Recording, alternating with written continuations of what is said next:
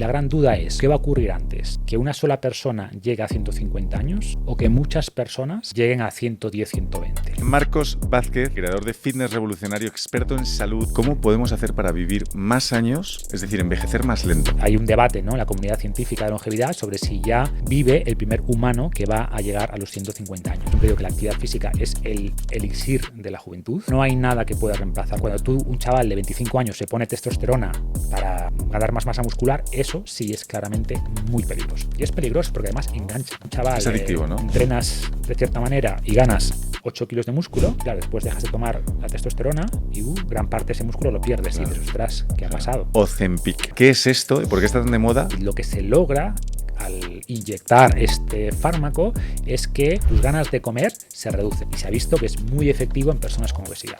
Por fin se tiene un fármaco que algunos apuntan a que es el fármaco revolución de este siglo. Todo el mundo quiere estar fuerte, verse fenomenal en el espejo, estar tonificado, pero ¿por qué no lo conseguimos? ¿Qué es lo que pasa? Hoy tenemos con nosotros a Marcos Vázquez, creador de Fitness Revolucionario, experto en salud, en bienestar, en sueño, alimentación. Marcos, mil gracias por haber venido. Un placer por la invitación. Sí, la verdad es que estoy muy contento. Ya sabes que yo te he ido contando aquí detrás de cámaras que soy un súper friki de esto, o sea que tengo una lista de preguntas que creo que no voy a poder abordar. Pues aprovecha. Vamos a aprovechar. Pero sobre todo yo lo que quiero es que la audiencia sepa que vamos a hacerte preguntas que ellos puedan aplicar, ¿no? O sea, de verdad, que la gente hoy, en el podcast de hoy, va a poder aprender cómo dormir mejor, cómo perder peso si quiere perder peso, cómo ganar músculo si quiere, ¿no? Y cómo de verdad tener hábitos saludables, pues para estar más feliz también, que yo creo que es importantísimo, tanto si eres emprendedor como si no. Cualquier persona al final, si corrige sus hábitos, acaba consiguiendo grandes cosas. Entonces, oye, cuéntanos un poco quién eres y qué es lo que haces, ¿no?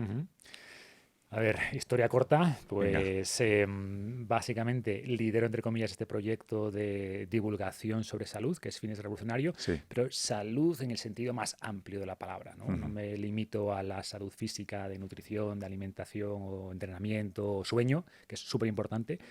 Me gusta mucho, por ejemplo, todo lo que tenga que ver con la salud mental, la psicología, la filosofía. De hecho, uno de los libros que más ha vendido es Invicto, que es un libro sobre filosofía estoica con psicología moderna, que intenta un poco vencer esas barreras mentales que son las que hacen que la gente no haga lo que tiene que hacer, ¿no? Claro.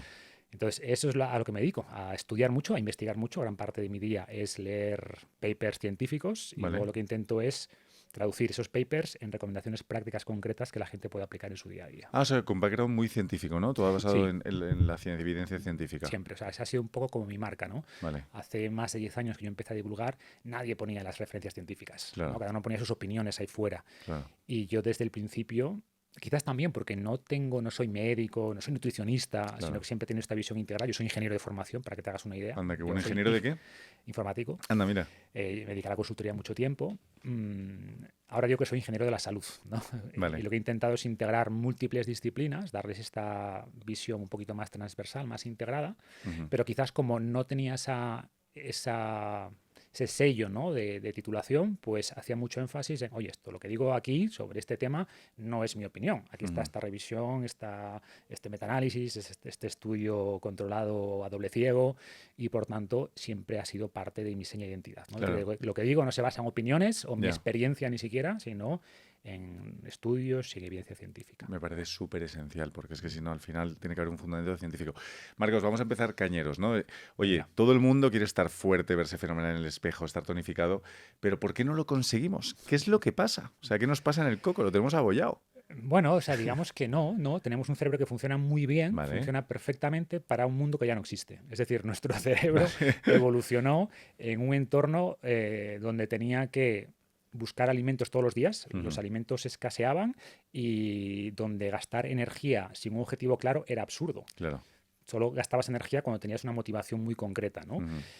Y ese mismo cerebro que funciona muy bien en un entorno de cazadores-recolectores, ¿no? Hace 20.000 años, en el Paleolítico, pues cuando lo llevas al mundo moderno, donde tenemos un montón de comida por todas partes, donde no tenemos que movernos para sobrevivir, pues al final eso, nuestro instinto, nuestro impulso natural, normal, es comer todo lo que podamos y especialmente alimentos muy densos nutricionalmente, ¿no? O sea, muy densos calóricamente, mejor dicho, con mucha grasa, azúcar, etcétera, y no movernos si no tenemos un motivo. Por tanto, ¿para qué coger las escaleras si tengo un ascensor? Estamos programados para comer todo lo posible y para movernos lo mínimo posible. ¿Y qué Claro. ocurre? Que para mantener la salud tenemos que hacer Todo lo todo contrario. lo contrario. No comer lo menos posible, pero comer lo que realmente necesitamos Claro. y movernos bastante, ¿no? Bastante.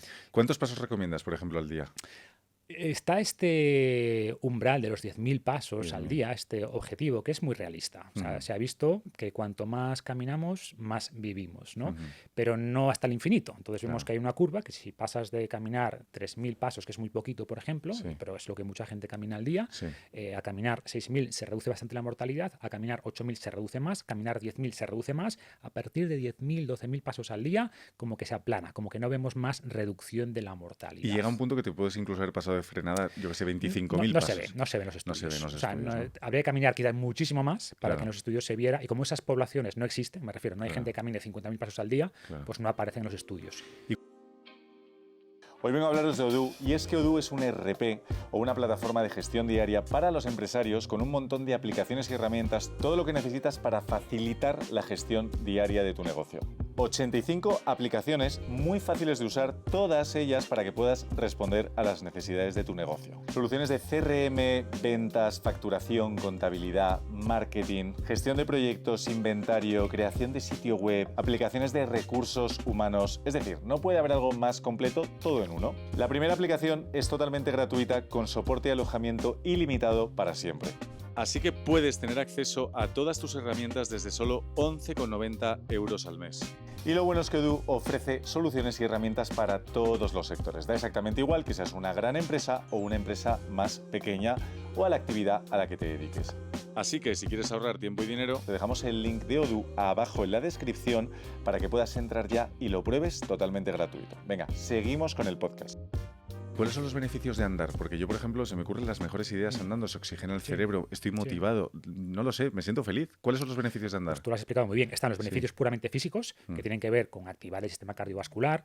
Hay partes de nuestro cuerpo que están diseñadas, o sea, que solo funcionan si nos movemos, ¿no? Vale. Tenemos dos sistemas, en realidad, dos sistemas que mueven líquidos, ¿no? El sistema cardiovascular, que mueve la sangre, que tiene un corazón, y el corazón bombea aunque esté sentado. Pero tenemos también otro sistema que mueve los compuestos tóxicos, el sistema linfático. Y ese sistema no tiene un corazón. Vale. Se mueve apretando los músculos. Por ejemplo, cuando apretamos los gemelos, ¿no? Al caminar, pues estamos haciendo que ese sistema linfático que elimina toxinas, entre otras cosas, se mueva. Y Vale. por tanto, si no caminamos, ese sistema no funciona. Vamos a Vale. acumular más toxinas y vamos a tener peor salud. Entonces, activamos el sistema cardiovascular, el sistema linfático. Oxigenamos el cerebro, como bien decías. Se activa el BDNF, que es un compuesto, una especie de fertilizante neuronal que hace que nuestras neuronas funcionen mejor. Por eso es normal que tengas mejores ideas, que estés más creativo, mejora el estado de ánimo. Hay un estudio, por ejemplo, que compara la activación de zonas cerebrales cuando estás sedentario versus después de caminar 20 minutos y ves cómo el cerebro cambia, ¿no? Claro. Entonces nos beneficia por todos los sentidos. Estamos diseñados, entre comillas, para movernos Claro. y la parte básica del movimiento que siempre hemos hecho es caminar. Ejercicios de fuerza, ¿cómo afectan positivamente a la salud? Súper importante, porque caminar es clave, como hemos dicho, pero no es suficiente. Vale. No es suficiente. De hecho, hoy publiqué un post que lo estaba viendo ahora, digo, este va a doler, ya llevaba 100 y pico comentarios, que decía que el pilates nos fuerza, que el yoga nos fuerza, ¿no? Claro. Son muy importantes, ¿eh? O sea, hacer yoga, hacer pilates está muy bien. Trabajas un montón de capacidades, de estabilidad, de trabajo de core, de aspectos mentales, súper bueno, pero no trabajas fuerza. Y vemos, por ejemplo, que personas que solo caminan, o que solo hacen yoga, o que solo hacen pilates, o que solo hacen running, o que solo hacen bici, o que solo hacen natación, no mejoran, por ejemplo, su densidad ósea. Y esto es especialmente importante para mujeres, y especialmente después de la menopausia, que tiene mucho riesgo de osteoporosis. Claro. Entonces, el trabajo de fuerza lo que logra es mejorar nuestra masa muscular y mejorar nuestra masa ósea, entre otros beneficios. También mejoras la flexibilidad. Por ejemplo, si haces trabajo de fuerza con rango de movimiento completo, sentadilla profunda, press de hombro con todo el rango de movimiento, peso muerto con flexión de cadera completa, etcétera, etcétera, pues vas a mejorar la flexibilidad. Vale. ¿La flexibilidad te refieres a lo típico ejercicio de cuando éramos del colegio, de tocarte los pies, por ejemplo? Por y tal? ejemplo, exacto. Vale. De que tengas, por ejemplo, una sentadilla profunda cómoda. Vale. La sentadilla profunda es nuestra posición natural de descanso. Si tú vas de nuevo a las sociedades cazadoras recolectoras contemporáneas que todavía existen, o vas a Asia, muchas zonas de Asia, Sí, sí, China totalmente. especialmente, pues los ves en las plazas jugando las cartas en cuclillas, ¿no? En Sí, sí. sentadilla profunda, esperando el autobús en sentadilla profunda. Y al hacer eso, estás mejorando la flexibilidad de cadera, la calidad de tus rodillas, de tus tobillos.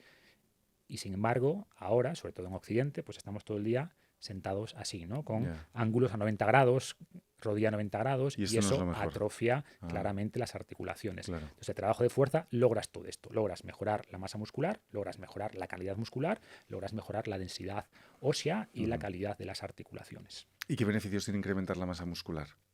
Hay una correlación muy clara entre la fuerza de agarre Ujú. y la calidad del músculo y la salud o longevidad. De hecho, Vale. es un mejor predictor de mortalidad o de salud, como lo quieras ver, la fuerza de agarre que el colesterol o que la Anda. presión arterial, ¿no? Vale. Y sin embargo nos obsesionamos con Claro. que sale la analítica, que está muy bien, hay que revisar analíticas, por supuesto, pero lo que tu cuerpo puede hacer, cuál es tu capacidad cardiovascular, tu V2 max, por ejemplo, o Ujú. cuál es tu fuerza de agarre, tu fuerza en sentadilla, etcétera, nos da más información sobre tu salud Ujú. y sobre tu longevidad futura que lo que diga una analítica de sangre. O sea que estamos muy equivocados, ¿no? Porque la gente dice, no, voy a hacer pesas para verme súper cachas en el gym, en la playa. No tiene nada que ver. Bueno, a ver, es un efecto adicional Que está muy bien. que está muy bien. O sea, es un beneficio extra.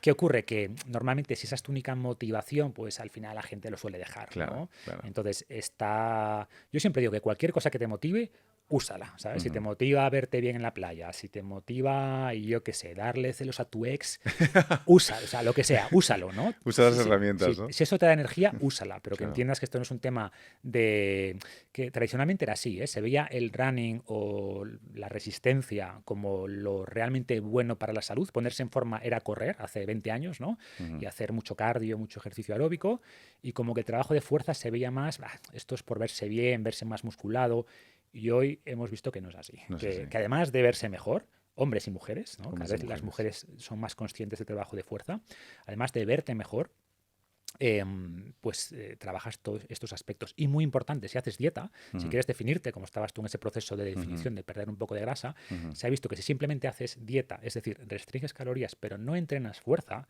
vas a perder grasa y vas a perder músculo. Mm. Y lo que logras al hacer dieta, ¿no? Restricción calórica más entrenamiento de fuerza, es que pierdes grasa y ganas músculo. Y eso Claro. es lo realmente importante. Si tú no Vale. entrenas fuerza y simplemente restringes calorías, sí, vas a perder peso, pero te vas a ver más pequeño. O sea, no te vas a ver con abdominales marcados. No, vas a verte simplemente más delgado, más chupado, pero Claro. no vas a lograr ese look, entre comillas, tonificado que Claro. la gente busca. Que realmente es un poco lo aspiracional, ¿no? Que buscamos. Claro. Oye, temas de longevidad. ¿Cómo podemos hacer para vivir más años y sobre todo con calidad de vida? Es decir, envejecer más lento. Se habla de 3 puentes, ¿no? El primer puente es de lo que estamos hablando, es cuidar la alimentación, es hacer actividad física. Yo siempre digo que la actividad física es el elixir de la juventud, es Ujú. lo que más mueve la aguja. Total. No hay nada que pueda reemplazar la actividad física. Ujú. Ya puedes comer lo más limpio que tú quieras, desayunar todos los días tu batido verde de kale, espinacas, semillas de chía, comer todo ecológico, lo que tú quieras, la mejor dieta posible que te puedas imaginar, que Sí. no existe una dieta perfecta, pero si existiese, Mm. si no entrenas, tu músculo no va a crecer, tu fuerza se va a degradar, tus articulaciones se van a degradar, tu capacidad cardiovascular se va a degradar. Necesitas actividad física. Vale. Estos componentes que hemos dicho, ¿no? De salud cardiovascular, fuerza, etcétera. El tercer pilar físico diría que es el sueño, Sueño fundamental. dormir suficiente y un sueño reparador de calidad, ¿no? Ocurren muchas cosas maravillosas mientras dormimos. Y ahí tienes 3 grandes aspectos fisiológicos. Y tienes después aspectos un poquito más soft, pero que son igual de importantes. Aspectos como la conexión social, aspectos como el propósito, ¿no? Lo que llaman en psicología la voluntad de vivir. Ujú. Tener algo que te levante por la mañana, el famoso ikigai. Mm. Todo esto es el primer puente que decimos, ¿no? Es como lo que puedes hacer sin grandes inversiones, sin meter tecnología ni nada. Segundo puente es, oye, tecnología. Tenemos ya suplementos, fármacos, terapias como pueden ser terapias de reemplazo hormonal que pueden ayudarte a mejorar, alargar un poco la vida y mejorar la calidad de vida, especialmente en esas últimas décadas, ¿no? Claro. Y son cosas que ya están estudiadas, son cosas con mucha evidencia que podemos ir combinando. Dicho esto, el primer puente es el 95%, el segundo puente es el 5%. Vale. Pero bueno, mueve aguja. Y luego hay un tercer puente, que son terapias pues, más novedosas de células madre, de regeneración de tejidos, que están todavía en una fase muy inicial, donde todavía hay mucho riesgo. Y hay gente, no sé si te sonará este famoso Brian Johnson, ¿no? Que es el... Sí, el que ha rejuvenecido como 20 años, ¿no? Bueno, es como el que tiene el ritmo de envejecimiento O más lento. más lento, ¿no? Vale. Eh, Que pues sale con su hijo también. Hay un documental en exacto. Netflix. Sí, hay un documental en Brian Netflix, Johnson. Don't Die, no te mueres, creo que lo ¿Dónde han hay? traducido. ¿Dónde hay? Entonces, este hombre está como en el tercer puente, ¿no? Vale. Viendo qué terapias, incluso génicas, hay como para intentar alargar la longevidad. Que eso es lo que llaman biohacking, ¿no? Que está tan de moda ahora. Sí, exactamente. De hecho, el biohacking es un término un poquito más amplio. Está como dentro del espectro de biohacking, está en el extremo derecho del biohacking, ¿no? Cualquier cosa que suene mínimamente prometedora, ahí está. Yo creo que eso es peligroso. A día de hoy, de hecho, él ha empezado a tomar algunos fármacos como rapamicina, o lo tomó durante muchos años, y luego se dio cuenta de que no le estaba ayudando para nada. No solo no le ayudaba, sino que le estaba suprimiendo el sistema inmunitario, que es el efecto de la rapamicina, que tiene ciertos beneficios. Es un inhibidor de mTOR, que es una vía metabólica que acelera el envejecimiento, pero que también construye masa muscular, ¿no?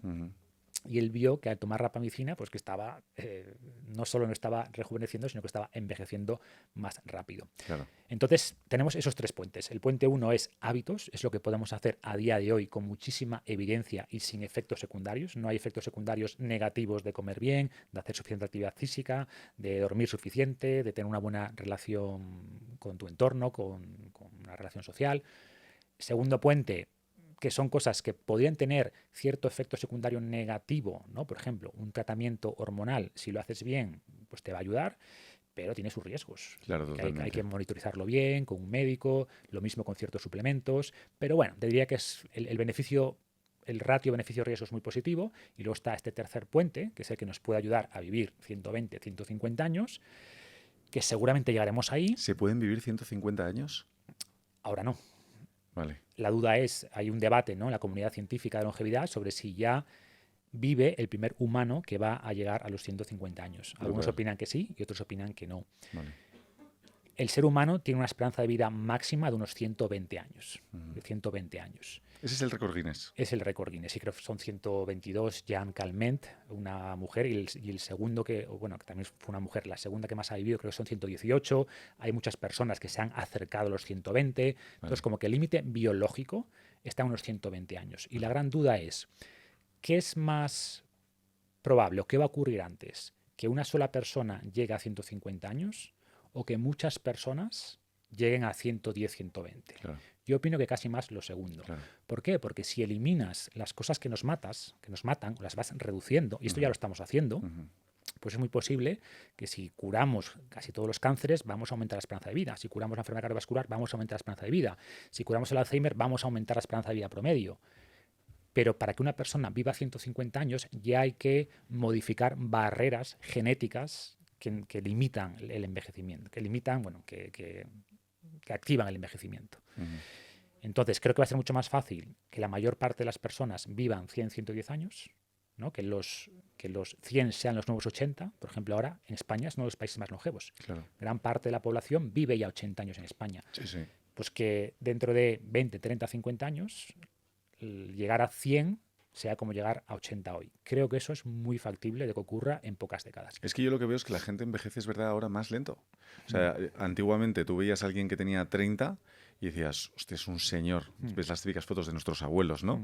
Es un señor muy mayor y tal. Ahora ves a alguien de 55 y de verdad que parece que tenía 35 comparado con antiguamente. Es la sensación que tengo. Hay estudios sobre eso. Es un tema súper interesante. Yo he publicado un post sobre este tema. Sí. Por un lado, hay estudios que validan esa idea de que efectivamente por múltiples motivos tenemos muchas menos infecciones, y las infecciones nos envejecen mucho porque es como luchar con todos esos patógenos, mucha activación inmunitaria. Y hay teorías que opinan que sí, que envejecemos más despacio que una persona de 50, y que todos lo vemos intuitivamente, ¿no? Hace 50 años, una persona de 50 años lo veías como ya una persona mayor. Sí, y sí, ahora sí. voy a cumplir 50 en año y medio, ¿no? Y creo Parece que no me veo... que tienes 30, te lo digo en Sí, serio. 30, pero bueno, espero que menos que aparento menos que los que aparentaba mi abuelo con 50 años, ¿no? Y he visto las fotos. No acabo de flipar con el dato, no sabía que... O sea, de verdad que parece que tienes 30 años. Además estás muy fit, muy rajado, se te ven las venas en los brazos. Eso ayuda, ¿no? Pero en general, ¿no? Más Sí, allá de sí. mi caso concreto, en general es así. Sin embargo, hay otra postura que dice que la juventud de ahora va a envejecer más rápido porque tenemos mucha obesidad infantil. O, Obesidad. por ejemplo, vemos que los hombres de ahora tienen menos testosterona que los hombres de hace 30 años, o sea, Vale. que la generación anterior.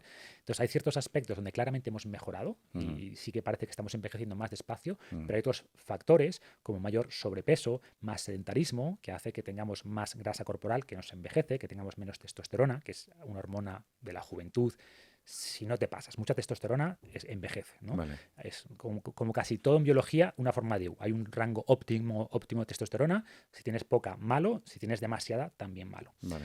Entonces está esa disyuntiva. Mi postura es que si logramos reducir las personas que son capaces de evitar estos problemas de sobrepeso, obesidad, que no son sedentarias, sí van a envejecer mejor que generaciones anteriores. Vale. ¿Cómo podemos aumentar la testosterona? Pues evitando lo que la baja, ¿no? Sería el primer paso. Y se ha visto que gran parte de ese descenso de testosterona en los hombres tiene que ver con mucha más grasa, o sea, por cada punto que bajamos en el IMC, que es el índice de masa corporal, aumentaba la testosterona, lo digo de cabeza, pero podría ser un 4 o 5%. Vale. ¿no? Y hoy el IMC es mucho mayor que antes. El Vale. IMC es un ratio entre tu peso y tu altura.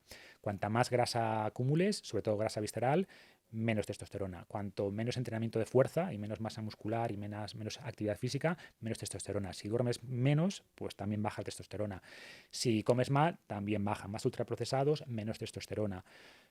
Ahí está lo principal. Luego hay un debate sobre cuánto afectan aspectos del entorno, cuánto afecta la contaminación, cuánto afectan los nanoplásticos, disruptores endocrinos del entorno. Hay un debate, seguramente afectan, pero yo te diría de nuevo que lo que hacemos es 90% y el resto de factores un 10%. Vale, eso es para mantenerla, es decir, para no bajarla. Claro. Ok, pero ¿hay algún tipo de tratamiento o alimentación o lo que sea que te ayude a aumentarla? Las terapias de reemplazo hormonal. Terapias de están reemplazo ese hormonal. puente 2 que decía antes, ¿no? Entonces las terapias de reemplazo hormonal, tanto en hombres como mujeres, pues es la mejor herramienta que tenemos hoy para mantener esa juventud durante más tiempo. ¿Y son peligrosas? A ver, bien usadas, no. Vale. Bien usadas, no. Ha habido durante varias décadas cierto miedo, ¿no? Por ejemplo, en las mujeres, en el 2002 se publicó un estudio que parecía mostrar que las mujeres que se sometían a estas terapias de reemplazo hormonal, estrógenos en su caso, aunque se ha visto que también las mujeres mejoran con un poquito de testosterona, pero parece que estas mujeres tenían un riesgo elevado de algunos cánceres, sobre todo cáncer de pecho. Vale. Aunque tenían efectos positivos a nivel cognitivo, a nivel de síntomas de la menopausa, a nivel de menos osteoporosis, menos riesgo cardiovascular, que había más riesgo de cáncer de mama.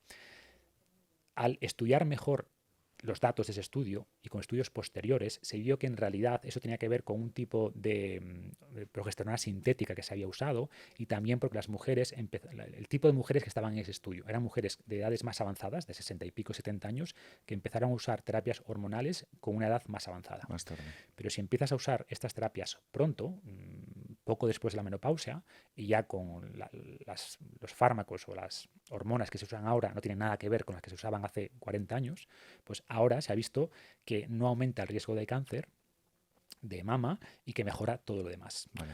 ¿Hay ciertas mujeres en las que no está recomendado? Sí, pues en caso de mujeres con historia de cáncer de mama, bueno, hay ciertos aspectos, igual lo mismo en hombres, ¿no? Hay casos concretos donde no está recomendado, pero si está bien pautado y hay un buen seguimiento médico, todo apunta a que los beneficios superan de lejos a los riesgos. Vale, Pero vale. cuando hablamos de esto, es muy importante aclararlo, hablamos de recuperar niveles normales, ¿no? Es decir, tú eres un hombre de 50 y pico que empiezas a tener síntomas, disfunción eréctil o aspectos de ánimo. La testosterona no es solo un tema físico, también es cognitivo, ¿no? Claro. La testosterona te anima Claro. a competir, a lograr cosas, te anima. Es vitalidad. Es vitalidad. Y lo mismo el estrógeno en las mujeres. Bueno, Claro. y lo mismo la testosterona en las mujeres, que también tienen Claro. testosterona.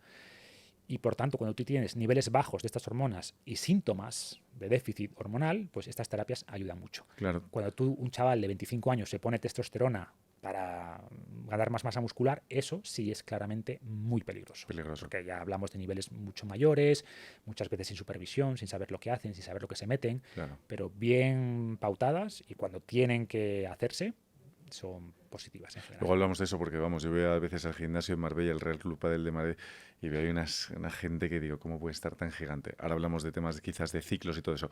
Oye, quiero poner un caso práctico a la audiencia que nos está escuchando. Dentro de poquito viene el verano. Vamos a poner un caso práctico real, del ciudadano medio real, ¿no? Oye, me quiero quitar 5 kilitos, 7, uy, me he pasado, ¿cómo lo consigo? Venga.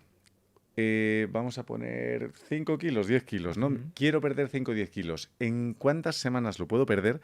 ¿Y qué tengo que hacer para perderlo de forma saludable y sin evitar riesgos o que se me vaya la olla porque estoy pasando un hambre brutal, Claro. me he sobreentrenado? ¿Cómo se consigue eso? Vamos a hacer un plan a medida. Plan verano. Venga, plan verano. Llegamos un poquito tarde, ¿eh? Deberíamos haber empezado hace un mes. Sí. Una tasa de... Bueno, pues para llegar bien a septiembre, da igual, como si fuese un plan verano, ¿vale? Correcto. Yo siempre digo que la mejor forma de llegar con un buen cuerpo de verano es no perderlo durante el invierno. Durante ¿no? el invierno. Porque al final ocurre esto, que la gente se pega este apretón y hace cosas insostenibles Claro. para lograr el objetivo. Y luego después del verano otra vez abandona y hasta el 1 de enero y luego se abandona y otra vez hasta el verano. Y estos ciclos son tremendamente destructivos. Son malísimos. Luego veremos, si quieres, hablamos de por qué. Venga, ¿no? vale. Em, Yo no hablo de perder una barbaridad, digo que te sobran... Sí, 4 o 5 kilos, 4 o 6 5 kilos. kilitos. A ver, ¿qué es razonable perder? Sí, Si no tienes mucho sobrepeso, hablamos Sí. de eso, que tengas 4, 5, 6, 7 kilos de más, sí. es muy razonable perder medio kilo a la semana. Medio kilo a la semana. Kilo a la semana, Vale. que son 2 kilos al mes. Vale. Si pierdes mucho más que eso, es muy probable que lo que estés perdiendo sea en gran parte músculo. Entonces, si pierdas mucho peso, tampoco te alegres demasiado, ¿no? Vale. ¿Qué ocurre muchas veces? Que las personas hacen un déficit calórico muy marcado. Dicen, venga, pues a pasar hambre aquí hasta que llegue el 1 de agosto que me voy a la playa y además no entrenan. Y Vale. por tanto, gran parte del peso que pierden, y además no consumen suficiente proteína. Y por tanto, gran parte del peso que pierden es músculo y no grasa. Y eso es terrible, porque luego Horrible. recuperan ese peso. Claro. Cuanto más músculo pierdas al perder grasa, más efecto rebote vas a tener. Por un aspecto que se llama proteinostato. Y además que el músculo te ayuda a quemar grasa. Claro, Claro. claro. Hay 3 pilares principales que tienes que lograr. Primero, déficit calórico, o sea, tienes que consumir menos de lo que gastas. ¿Qué déficit calórico diario? Moderado. Vale. Por dar un dato técnico, 500 calorías, 400, 500, para la Vale. mayoría de personas eso está bien. Claro. O si no lo quieres mirar en calorías, yo le digo a la gente que se quede al 80% del estómago. ¿No? Hay un término japonés que es hara hachibu, que se refiere al estómago al 80%. Y ese es el Vale. punto donde podrías comer más, Sí. sin duda, pero oye, estás satisfecho. Ya estás ¿no? bien. Buscar ese punto. O sea, es Vale. normal quedar con un pelín de hambre. Eso es Vale. normal. Pasar mucho hambre no es sostenible, no va a funcionar. sostenible. Y no es bueno tampoco hacer un déficit muy marcado, ¿no? Entonces, lo ideal es que cuentes calorías unos días para buscar ese punto. Entonces, un déficit de 400 calorías está perfecto, 400, 500. O buscar, si no quieres contar calorías, busca ese punto donde, bueno, podría comer un poquito más, pero Sí. estoy bien. Con esto estoy satisfecho. Vale. Punto 2, comer suficiente proteína. Proteína fundamental, ¿no? Muy importante para, Vale. para el músculo. Tampoco hay que pasarse, porque a Vale. veces yo he visto dietas de 2-3 gramos por kilo al día de proteína, que eso es una dieta para culturista. Claro. Ni a un culturista realmente le haría falta, Claro. pero es verdad que la gente en general consume menos proteína de la que necesitaría para no perder músculo cuando hace déficit. Y el tercer elemento muy importante, entrenar fuerza. Entrenar fuerza. Para mantener ese músculo y para facilitar la quema de grasa. Y dar pasos, ¿no? Lo que hemos hablado de los 10.000. Claro, y luego es secundario, ¿vale? Vale. Si logras esto, si cumples estos 3 aspectos, Ujú. te va a ir muy bien. Vale. ¿Qué ocurre? Que si tú no tienes suficiente actividad física durante el resto del día, pues vas a tener que lograr el déficit calórico únicamente con la comida. Vale. Y eso es más difícil, porque al Ujú. final vas a pasar más hambre. Y por tanto, si incluyes como cuarto pilar más movimiento, más actividad física de baja intensidad, como es caminar, pues te va a ser más fácil lograr ese déficit calórico. O sea, el déficit calórico lo puedes lograr Entendido. comiendo menos Entendido. o moviéndote más. Claro. Es mejor moverse más, ¿no? Porque es que... Es mejor moverse ¿Sabes más. lo que pasa? Que además andar es buenísimo porque aparte de todos los beneficios que tiene, es que no te genera hambre. No es como correr o bicicleta que te genera hambre, ¿no? Exacto. Es lo que llaman el NEAT. ¿Se llama NEAT o cómo se NEAT, llama? justo, muy bien. El NEAT, Sí. veo que estás puesto. El Vale, NEAT sí, es sí. el Non-Exercise Activity Thermogenesis, Vale. que se refiere a todo ese gasto por actividad física que no es ejercicio planificado, ¿no? Vale. Y es súper importante porque la gente cuando piensa en quemar calorías, piensa en el entrenamiento. Pues voy 1 hora al gimnasio. Pero en esa hora de gimnasio, incluso aunque sea un entrenamiento de cierta intensidad, puedes quemar 500 calorías, 600, más que eso es difícil, ya tienes que tener bastante nivel y entrenar con más intensidad. Sin embargo, se ha visto que una persona activa puede quemar 1000 y pico, 1500 calorías fácilmente con un NEAT activo, llegando a esos 10.000, 12.000, 15.000 pasos, haciendo pausas activas que se llaman durante el día. Entonces, ese NEAT es súper importante. Es decir, no importa solo el déficit calórico, sino el nivel al que se produzca. Es decir, una persona que reduzca mucho calorías, pero que sea sedentaria, pues igual tiene que bajar a 1.300 calorías. Va a pasar más hambre. Sin embargo, lograr un déficit calórico igual de 400 calorías, como decía antes, pero si lo logras en 1.800 calorías, porque te mueves más, ¿no? Y comes más, pues va a ser mucho más sostenible. Vas a pasar menos hambre, va a haber menos riesgo de pérdida de masa muscular. Entonces no solo importa el déficit calórico, sino al nivel al que se produzca. Vale, seguimos hablando de operación, este caso práctico, ¿no? Operación Bikini Playa. Casos reales, te voy a contar la realidad del ciudadano, ¿no? Que todos conocemos. Oye, tema de alcohol, la cervecita, pasarme con los dulces. ¿Por qué nos cuesta? ¿Qué pecados hacemos que hacen que en vez de ir en la dirección correcta vayamos en el sentido totalmente contrario? Aquí tenemos que hablar de dos cosas. Una es pérdida de grasa y otra es salud. Hay un gran solape entre ambas, pero el solape no es 100%. Me explico. Si tú tienes un NEAT bastante elevado y puedes lograr ese déficit calórico con 1.800 calorías y cubres tu proteína y en ese presupuesto calórico que tienes te cabe un par de copitas de vino al día, te cabe, yo que sé, un trocito de pizza por la noche, no todos los días seguramente, pero de vez en cuando, pues no pasa nada. No pasa nada. No pasa nada. Porque o sea, es una cuestión de sumas y restas.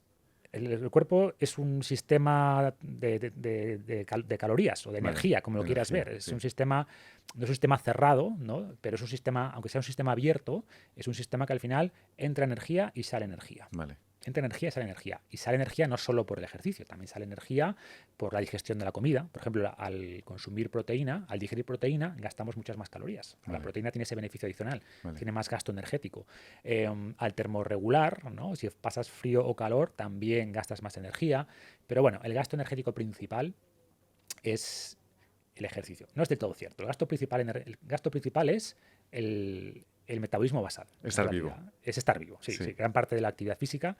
O sea, la actividad física es menor, salvo que seas un deportista de élite, el gasto principal es estar vivo, ¿no?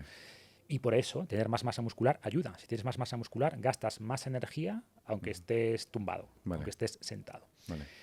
Y decía, entonces al final, si tú tienes un presupuesto calórico, lo puedes llenar como tú quieras, asumiendo que consumes suficiente proteína. Oye, tengo la proteína la he metido, meto cosas importantes como suficiente fibra, verdura, una fruta, check, lo tengo. Vale, oye, me invento, 300 calorías.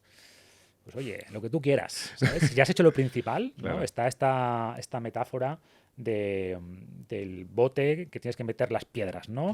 Las piedras grandes, piedras pequeñas y arena. Pues si metes primero la arena, que sería el vino, la pizza, pues las piedras grandes, que es la proteína, la verdura, ya no te caben. Si metes, oye, la proteína, la verdura, la fruta, ¿no? Hostia, pues luego también puedo meter las piedras más pequeñitas, puedo meter arena. Entonces, si priorizas las cosas, pues al final, genial. Evidentemente, una dieta con menos alcohol o sin alcohol, pues va a ser más saludable que una dieta con alcohol. Pero tenemos que pensar también en la sostenibilidad. Yo siempre digo que una persona que haga actividad física, que coma bien, que se permita sus caprichos, que se permita su copita de vino, sobre todo en un contexto social, de verano, de fiesta, con amigos, va a tener mejor salud física y sobre todo mental. Que una persona que lo lleva todo a rajatabla, pero que no se permite fallar un día, no se permite, yo qué sé, un trozo de la tarta de cumpleaños que hizo su hija porque tiene azúcar, que no sale con los amigos por la noche porque, claro, el ritmo circadiano, voy a dormir menos de lo que necesito. Bueno, pues esa segunda persona seguramente a largo plazo tenga peor salud. Antes hablaba del tema de longevidad y estaban estos aspectos, ¿no? De conexión social, de propósito, de sentir que disfrutas la vida. Y esa parte es muy importante. 100% de acuerdo. Oye, ¿y qué consejo le podemos dar a la gente para ya terminar esta operación bikini? Para aumentar la fuerza de voluntad y no pegarnos a tracones. De repente voy fenomenal, llega el sábado, burger, pizza, 18 cervezas, 4 vinos, 3 gin tonics. Estoy exagerando un poco, ¿vale? Sí, no, pero es verdad. ¿Cómo aumentar la fuerza de voluntad? O sea, lo ideal es no necesitar fuerza de voluntad, no necesitarla, ¿no? Que puedas estructurar tu entorno de tal manera que no tengas tantas tentaciones. Pero lo principal para mí es que no sea una dieta, o sea, cualquier cosa que sientas como un sacrificio constante no es sostenible. Vale. Tienes que hacer un cambio de hábitos que te puedas imaginar haciendo eso toda tu vida. Vale. Y por eso lo que decíamos antes, ¿no? Si tú a una persona le quitas todo lo que le gusta, oye, vino no, pizza no, tomarte un croissant para desayunar, no, jamás, imposible. Azúcar, no, nunca. No va a aguantar. Me va a ¿no? aguantar de tortura. Sí, claro. A mí me gusta mucho este concepto, por ejemplo, del día libre. Vale. Porque si sientes que cada semana vas a poder soltarte un poco la melena, ¿no? Un día, Un poquito. pues la semana, aunque durante la semana aprietes un poco más, la semana entrenas, comes bien, pues el sábado, que es un día más social, o el domingo, cada uno cuando quiera, pues se permite un poquito más de flexibilidad. Claro, claro. Hay un concepto de psicología que es muy potente, que es, bueno, son dos conceptos, ¿no? Control flexible versus control rígido. Control rígido se refiere a no puedo fallar, tengo que hacerlo perfecto, la dieta, perfecto el entrenamiento, perfecto todo. Y control flexible es, tengo ciertas reglas, tengo que ejercer control, tengo que vigilar lo que como, tengo que vigilar mi entrenamiento, pero me permito flexibilidad, me permito la copita de vino, me permito el trocito de pizza o lo que cada uno prefiera, pero el fin de semana. O me permito este capricho solo si de lunes a viernes he cumplido con el plan. O en vez de ser algo más grande una vez a la semana, después de cenar, un trocito de, yo qué sé, lo que cada uno le tiente más, ¿no? Claro. Entonces, yo digo esto de que hay alimentos mejores que otros, pero no hay alimentos prohibidos. No debería haber alimentos prohibidos, porque si no surge este efecto de efecto fruta prohibida. Claro. Lo que nos prohíben es lo que más deseamos. Lo que más ¿no? quieres, totalmente. Entonces, yo creo que incluir, respondiendo a tu pregunta, incluir cierta flexibilidad ayuda a mantener esa fuerza de voluntad, Vale, ¿no? entendido. Evitar lo que llamamos efecto de travesía por el desierto. Sí, sí, ¿no? sí, Si sí. vas a atravesar un desierto y te permiten parar en los oasis cada cierto tiempo, va a ser mucho más probable que lo logres. Totalmente de acuerdo. Oye, alcohol. Vamos a hablar del alcohol. El alcohol evidentemente es malo, es un tóxico, ¿no? Vale, pero ¿qué alcoholes son mejores o son peores de cara a la salud y de cara a conseguir un gran físico?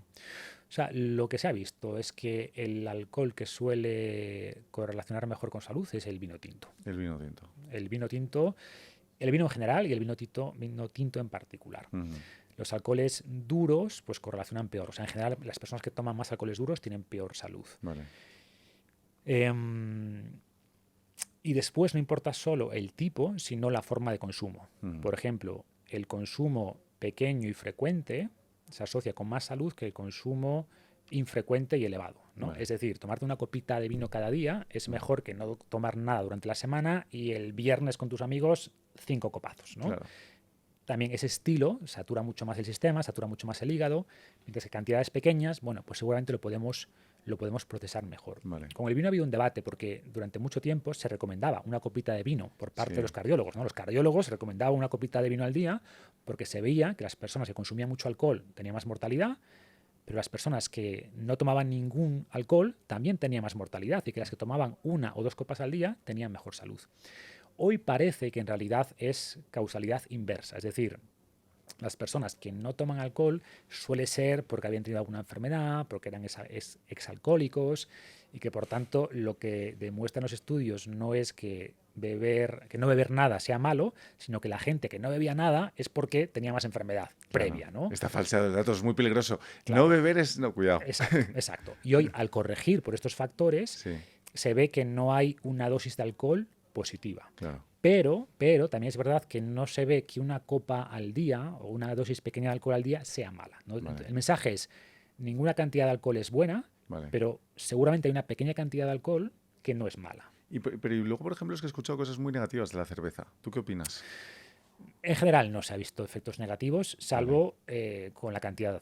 Claro. ¿Cuál es el problema de la cerveza? Que para lo bueno y lo malo. Sí. Lo bueno de la cerveza, que tiene menos alcohol que el vino. Claro.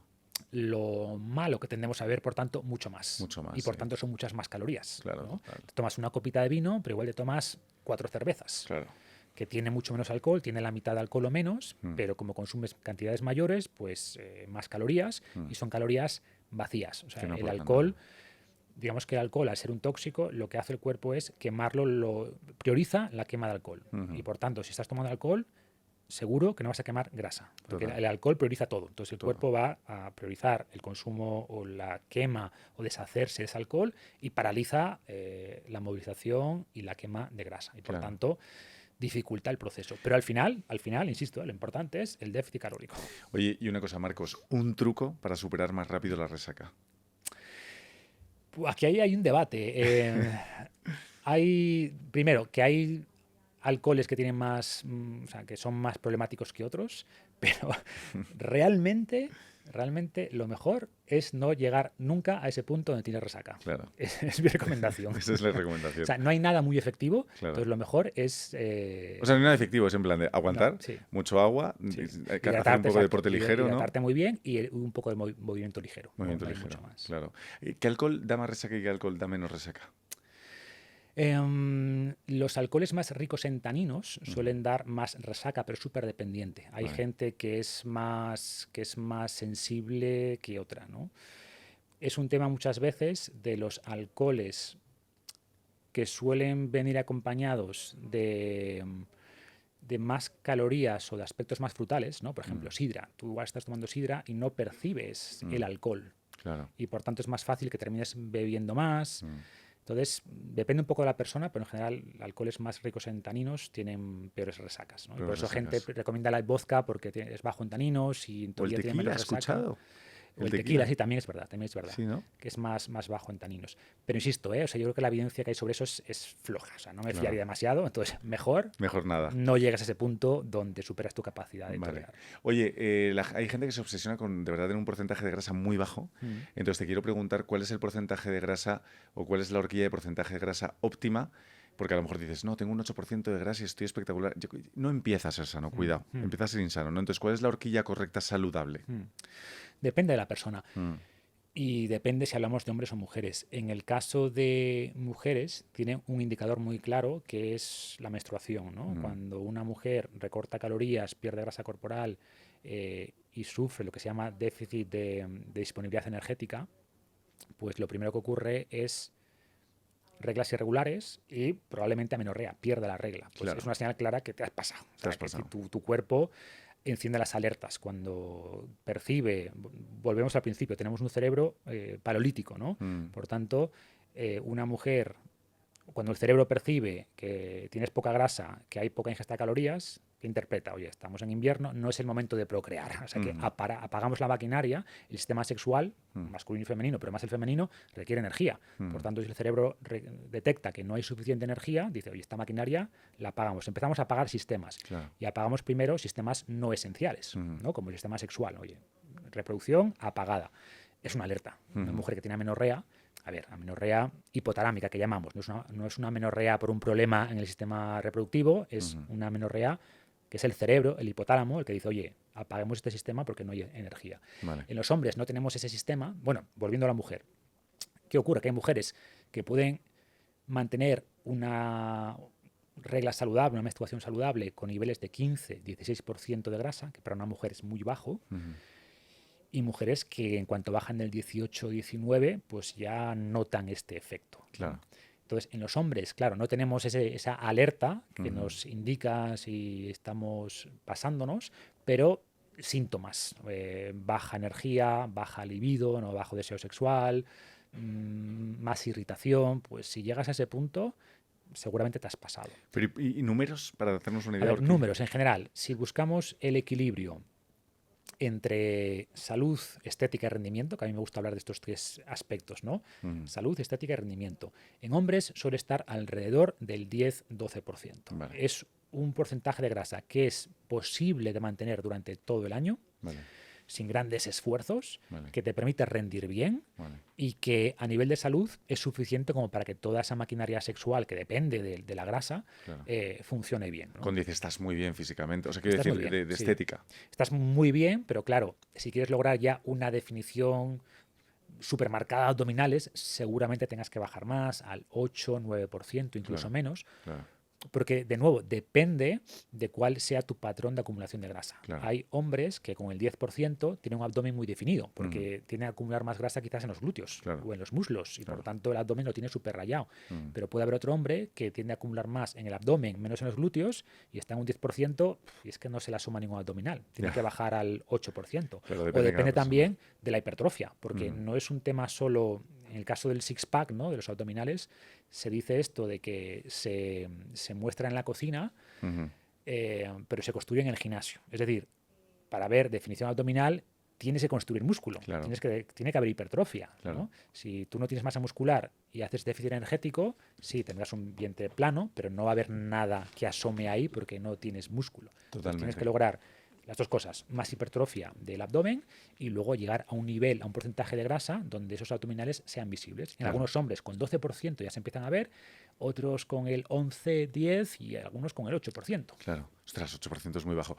Te quiero preguntar, te voy a hacer como preguntas concretas que seguro que la gente tiene curiosidad por entender, ¿no? Oye, top 3 alimentos para ganar músculo y perder grasa. O top 3, top 5, lo que tú quieras, ¿eh? Alimentos. O alimentos tuyos favoritos, que te gusten especialmente, superalimentos, que hay gente que dice, ¿no? Es el problema, ¿no? Pensar que hay superalimentos. No hay superalimentos. Vale. Lo que necesitas es, para perder grasa, una buena combinación de proteína, de alimentos con fibra, principalmente verduras y grasas saludables, como aceite de oliva, como el huevo, que es una buena combinación de proteína y de grasa, como pescado azul. Va por aquí, pero no se haya visto que hay una proteína mejor que otra. ¿no? Antes se pensaba que la proteína animal es mucho mejor que la vegetal. No, en realidad no. En realidad no. Si consumes suficiente proteína, ambas son buenas. Es verdad que si consumes muy poca, es mejor la animal. Pero si consumes suficiente proteína y suficiente cualquier cosa por encima de 1,2, 1,5 gramos por kilo al día es suficiente, las fuentes de proteína, mientras sea comida real, comida que nuestros ancestros habían reconocido, ¿no? Claro. Puedes consumir carnes, pescados, legumbres, cereales integrales, tubérculos, comida de verdad, pero no me gusta nada esta idea de alimentos que grasa, alimentos. No existe. Pero ¿qué alimentos te gustan a ti especialmente? Por concretar algo, llevarnos algo de color. Venga, pues algo de color. Yo recomiendo desayunar. A mí me gusta desayunar. Suelo ir rotando, ¿no? Pues algunos días revueltos de huevos. Los huevos me gustan mucho porque combinan bien con todo, con verduras, con queso, con lo que quieras. Me gusta mucho la avena, porque también la puedes combinar con todo. Gachas de avena con frutos. Me gustan mucho los frutos rojos. Dentro de las frutas son frutas con muchísimos polifenoles, son muy densas nutricionalmente, muchos nutrientes por caloría. Y la avena es un cereal súper interesante, es un cereal proteico, es un cereal de baja carga glucémica, con buena digestibilidad, con fibras muy interesantes. Y luego otro desayuno muy interesante, yogur con cosas, ¿no? De nuevo, frutos secos, frutos rojos, la fruta que más te guste, con canela, con semillas. Entonces son desayunos súper buenos, súper nutritivos y además súper rápidos de preparar. Eso sobre todo, los que has dicho, total. Esos son muy buenos. Sí. Pero ¿es uno mejor que el otro? No, lo ideal es rotar, llevar una dieta más diversa, ¿no? No desayunaría todos los días huevos, o todos los días avena, o todos los días yogur, ¿no? Comida, pues una proteína, y vas rotando, pues un día carne, un día legumbres, un día pescado, con una verdura y con un acompañante. Y el acompañante puede ser unas patatas al horno, idealmente no fritas, un arroz, una yuca, un boniato. Perfecto. Y la cena, pues un poco lo mismo. Una proteína de calidad y algo verde y verdura. El verde fundamental, mucha fibra. Fibra, proteína, grasas saludables. Oye, ¿qué pecados, qué caprichos te das tú cuando, yo que sé, una burger, una pizza? ¿Qué caprichitos te gustan? A ver, a mí el capricho que me doy es... a mí me gusta el pan. Me gusta el pan, pero el pan bueno. Entonces, de lunes a jueves no como casi nunca pan, pero el viernes, por ejemplo, para la cena, mi cena suele ser un pan de masa madre, de fermentación lenta, le pongo un buen jamón, con un buen queso, un poquito de vino. Ese es como mi capricho semanal, ¿no? O sea que también disfrutas una copa de vino tinto, ¿no? Sí. Yo tomo vino, o sea, no a diario, pero con amigos, o vamos a salir a comer o a cenar el fin de semana. Sí, casi siempre pedimos un vino. Más sostenible. Sí, bueno. sí. ¿Alcohol duro tomas? ¿Alguna copita? o No, un pero porque no me margarita. gusta, ¿eh? O ¿No sea, te no, gusta? no me tienta, no es un tema de privarme, Claro. es un tema de que no me gusta, nunca me gustó, jamás. Claro. Jamás, Y luego, jamás. por ejemplo, ¿qué otros caprichos tienes? Dulces, chocolate. Es que esto va Y a empatizar luego, muchísimo con la gente, sí, porque la sí, sí.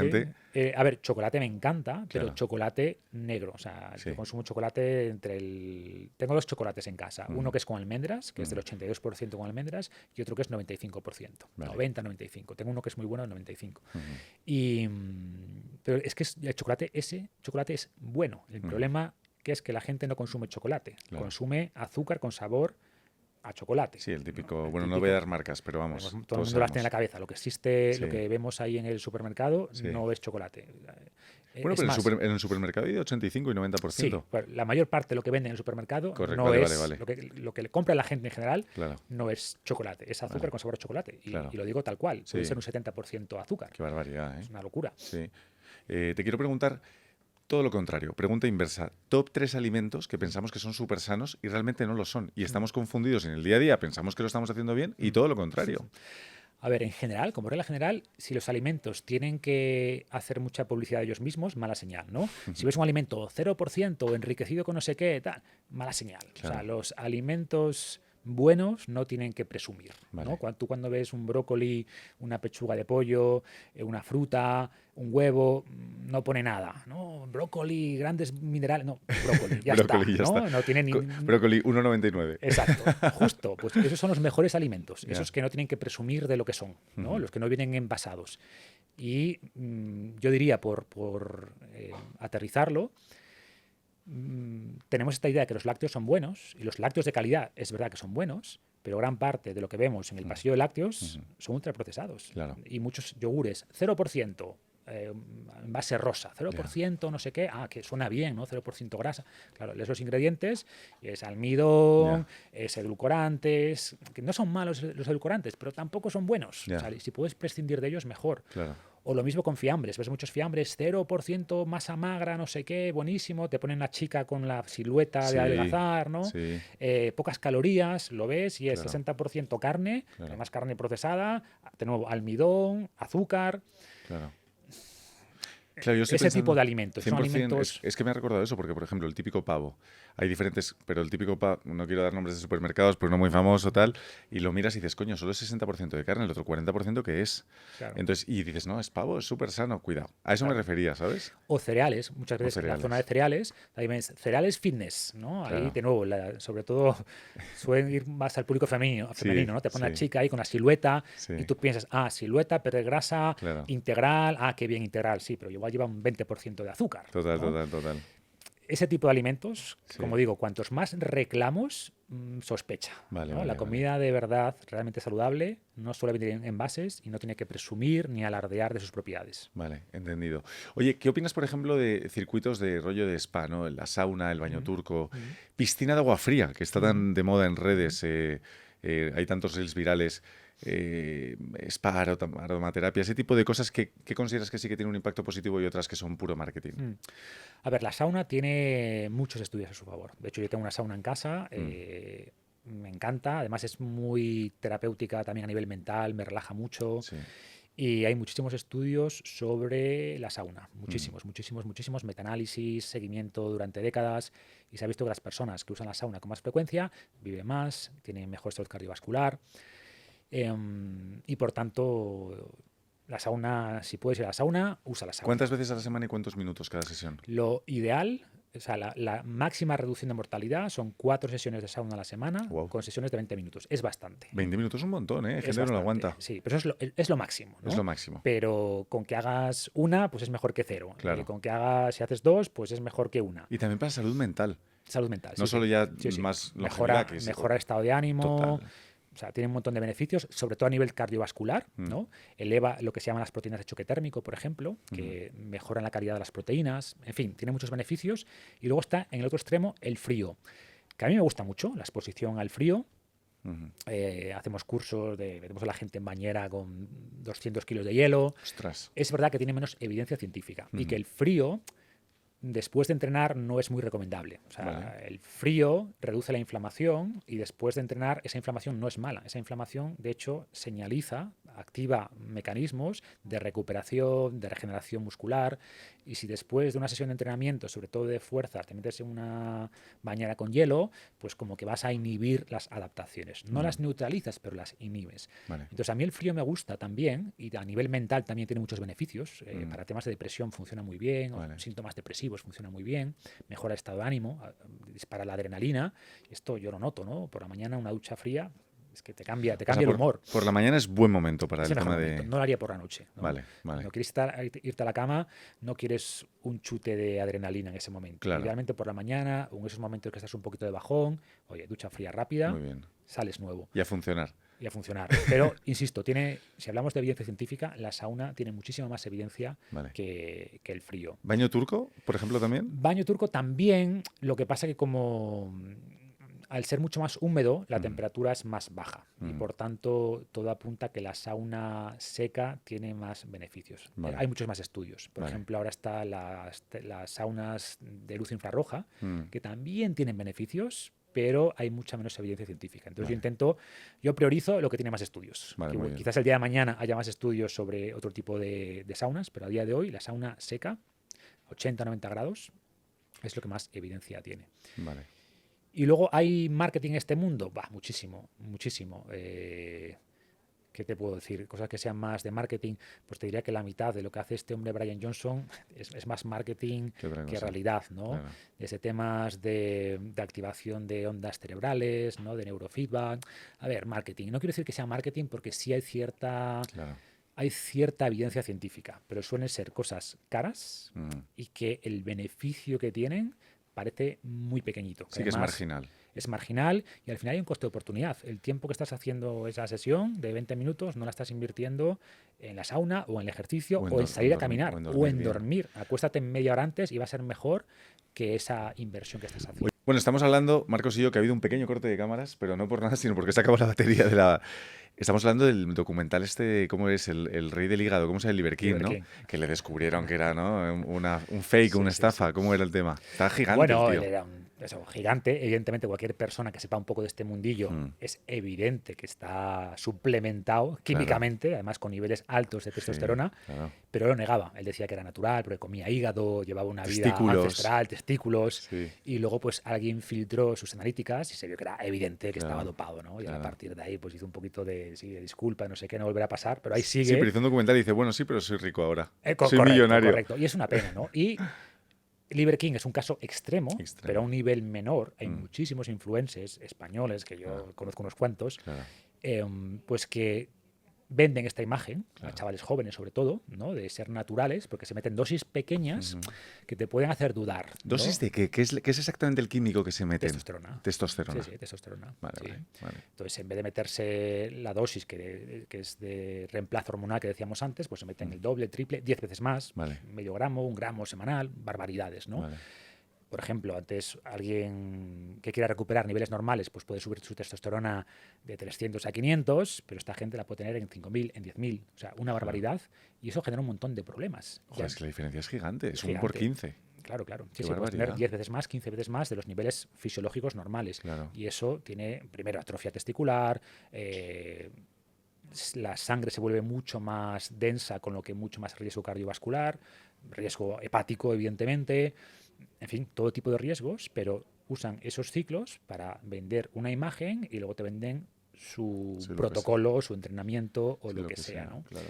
Y claramente eso es peligroso, pero muchos, iba a decir chavales, y no tan chavales, pero en general van a un público más joven, bueno, pues se dejan un poco engañar por esa imagen. O abiertamente les dicen, mira, esto es un ciclo, pero es un ciclo natural y es un ciclo de poco tiempo y no sé qué. Y es peligroso porque además engancha, ¿no? Un chaval... Es adictivo, ¿no? Es adictivo porque tú entrenas de cierta manera y ganas 8 kilos de músculo, te ves grande, te ves muy bien, y claro, después dejas de tomar la testosterona y gran parte de ese músculo lo pierdes. Claro. Y dices, ostras, ¿qué ha Claro, pasado? Ya claro. no soy yo, ¿no? Claro. Y por tanto te vicias y vuelves y mucha gente ha caído en eso. Porque ¿cuál es el límite de ganancia muscular de forma 100% natural? 100% natural, digo, comiendo buenos alimentos, pero natural. Depende mucho de la genética de cada persona, ¿no? Claro. Todos tenemos un límite genético de músculo que podemos construir, Mm. pero en promedio, un novato que empieza a entrenar bien, fuerza, sobrecarga progresiva, que haga las cosas bien, un chaval joven puede ganar el primer año 8 kilos de músculo, 10 kilos de músculo, que Mucho, es mucho, ¿eh? Mucho, mucho. En las mujeres ponle la mitad Claro. que eso, y a partir de ahí cada año la mitad que el anterior, ¿no? Vale, vale. En total, pues 15 kilos de músculo se pueden ganar Se pueden ganar. Vale. por ahí, ¿no? Vale. En algún caso será 10, en otro será 20, en función de tu genética, tus Sí. capacidades, cómo entrenes, pero esos niveles de masa muscular son posibles. Claro, en un Son entorno... 15, para entenderlo, porque cada uno pesará lo que pese, un 15-20% de tu peso natural, sin musculación. Imagínate, yo peso 80 de forma sin ir al gimnasio, podría Sí. ponerme en 95, Sí, por ejemplo. lo debería haber dicho más a nivel de porcentaje, ¿no? Que puedes Porcentual. ganar un 20% de tu peso 20%. en músculo, es factible. Vale. Pero, vale. insisto, hablamos de límite genético, ¿no? Sí. Haciendo las cosas perfectas, comiendo como tienes que comer, descansando como tienes que descansar. ¿Qué ocurre? Que la mayor parte de personas tienen una vida, ¿no? Claro. Y tienen que tienen que trabajar, y tienen hijos, y tienen responsabilidades, y por tanto, pues ese escenario perfecto no se va a dar. No existe. Pero yo he visto, vamos, ya más allá de los estudios, yo conozco, bueno, en mi caso, yo he ganado unos 10 kilos de músculo, 10, 12 kilos, y te hablo de los 30 y pico ya, ¿no? O sea, Claro. yo peso ahora 10 kilos más, casi 8 kilos más que hace 15 años, que hace 18 años. Estás fit, Marcos, se te ve Pero fuerte. además tengo menos grasa que Menos antes, grasa. ¿no? ¿En qué Entonces, porcentaje de graso estás tú, más o menos? intento mantenerme todo el año entre el 10 y el 12. 10 y el ¿no? 12. Igual el invierno me descuido, llego al 12, Bueno. en veranito también hago un poquito de definición al 10. Claro. 10-12. Para mí es ese punto óptimo que decía antes, ¿no? De rendimiento, es el solape entre el rendimiento, la salud y la estética. Que te Claro. ves bien, no te ves súper definido, pero te ves bien, Sí. un poquito de abdominal, pero que no paso hambre, que rindo bien. Claro. Para mí es ese punto óptimo. Vale, vale. Te quiero preguntar una cosa, me río, porque no sé si esto es un tema polémico o no. Ozempic. ¿Qué es esto? ¿Por qué está tan de moda? A la gente le olvida adelgazar que alucina. Son pinchazos realmente, Sí. ¿no? Es una jeringuilla como... ¿Esto qué es? Pues básicamente el Ozempic.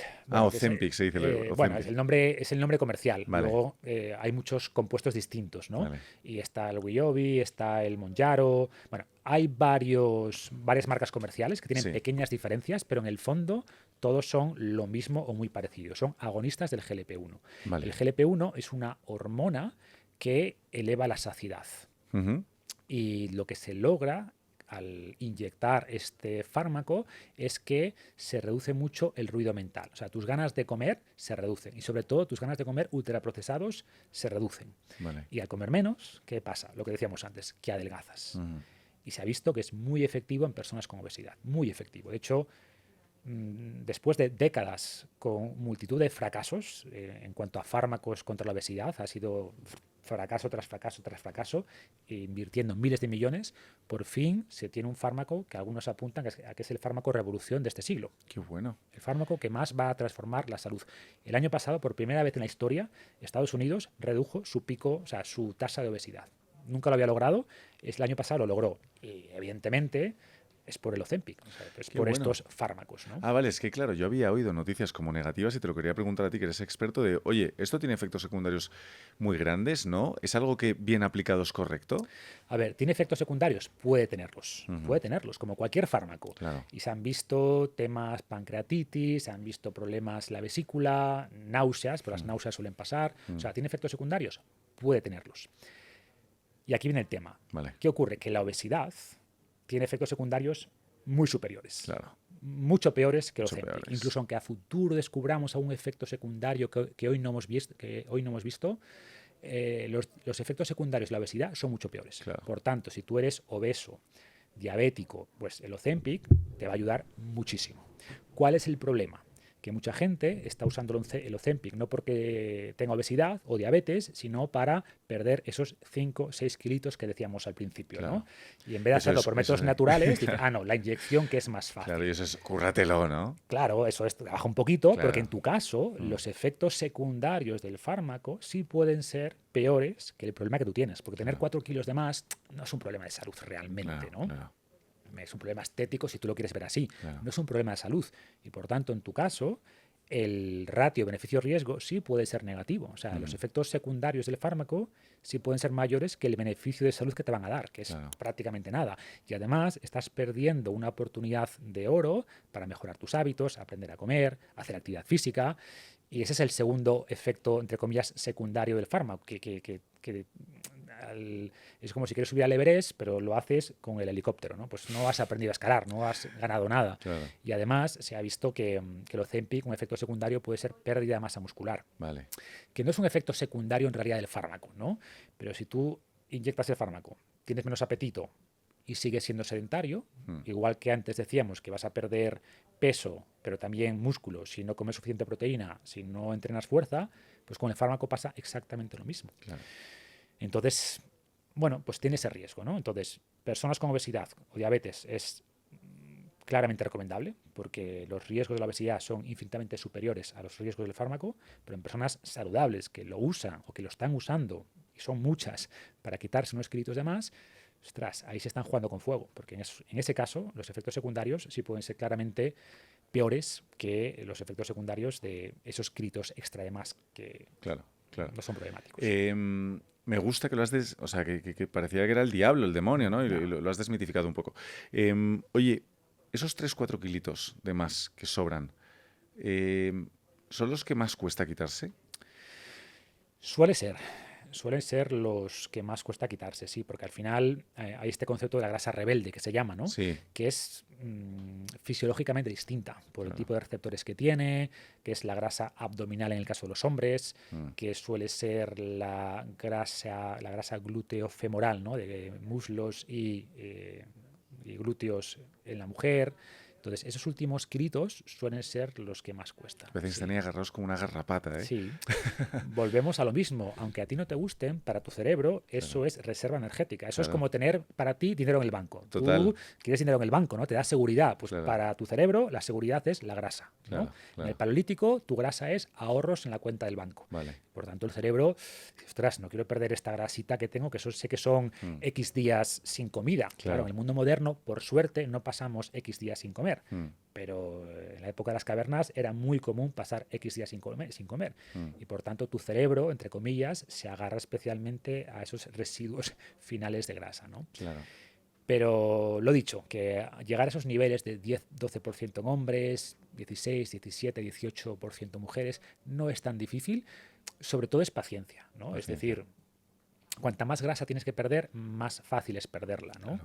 Y al final, pues, vamos a esos rendimientos decrecientes. Para perder los últimos 2 kilitos de grasa, pues el déficit energético va a tener que ser más bajito y vas a tener que darle más tiempo. Es un tema de paciencia, de hacer las cosas bien cada día, pero al final... Sin movimientos bruscos, ¿no? O sea, poco a poco. Poco a poco. Eso es lo más sano y además tu cuerpo no se pone la alarma, no se pone en la alerta porque, oye, no se va dando cuenta, ¿no? ¿Cómo es el proceso de combustión de quema de grasa? O sea, ¿qué es lo que ocurre en el cuerpo para que la grasa se esfume? Pues tienen que pasar 3 cosas. Primero, tienes que movilizarla, o sea, tiene que salir del adipocito. El adipocito es la célula grasa. Y para eso, lo ideal es aumentar las catecolaminas, que se llaman, ¿no? Que son, bueno, como la adrenalina principalmente. ¿Cómo la activamos? Con el ejercicio. Y más intensidad, más activación, ¿no? Como darle un empujón a esa grasa. El HIIT, ¿no? Por ejemplo. El HIIT es muy, muy interesante. Pero, de nuevo, caminar también es muy interesante. Lo que pasa es que con un HIIT puedes activar o movilizar la misma grasa en 10 minutos que caminando 3/4 de hora, ¿no? Por decir algo. Entonces tienes que movilizar esa grasa. O por ejemplo la cafeína, que eleva un poquito la adrenalina. La cafeína es muy interesante para oxidar grasa. Te iba a preguntar por el café, sí. Pues el café... fantástico.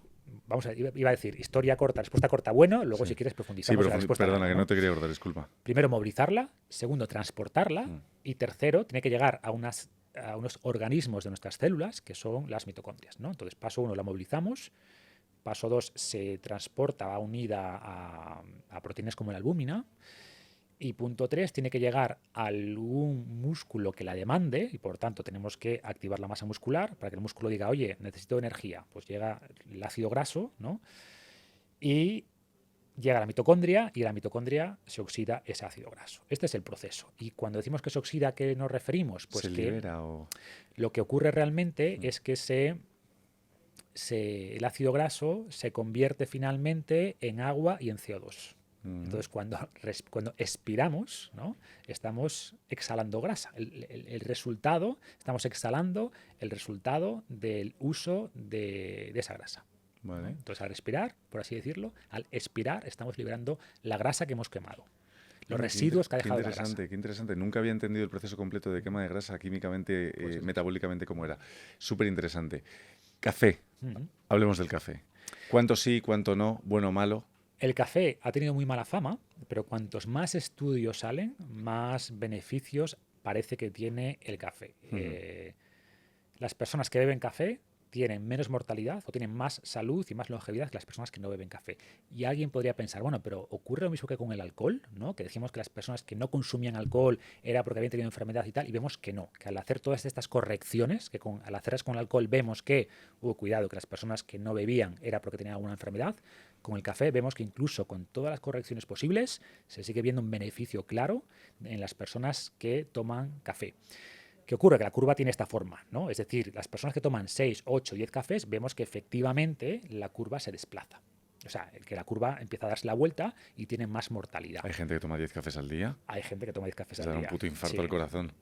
Claro. No lo sé. Lo que no está claro, bueno, empieza a estar claro, es el motivo. Y tiene que ver sobre todo con el impacto en el sueño. Por ejemplo, hace poco se publicó un estudio súper interesante que no analizaba únicamente la cantidad total de café, como hacían estudios anteriores, sino que miraba la hora a la que se tomaba el café. Y lo que se vio es que el beneficio, las personas que tomaban entre 2 y 4 tazas de café al día tenían beneficios en cualquier caso, independientemente de la hora a la que tomasen, pero las que lo tomaban solo por la mañana tenían un beneficio mayor. Mayor por la mañana. Claro. ¿Por qué? Pues seguramente porque las que lo toman por la tarde pues les impacta más el descanso. Y por tanto mucha cafeína interfiere con el sueño y sabemos que dormir poco pues acorta la vida, ¿no? Y además tenemos no solo estos estudios observacionales, sino muchos ensayos clínicos de beneficios concretos que tiene el café, ¿no? Pues en la oxidación de grasa, en la activación del metabolismo, tiene efectos a nivel cerebral, previene enfermedades neurodegenerativas.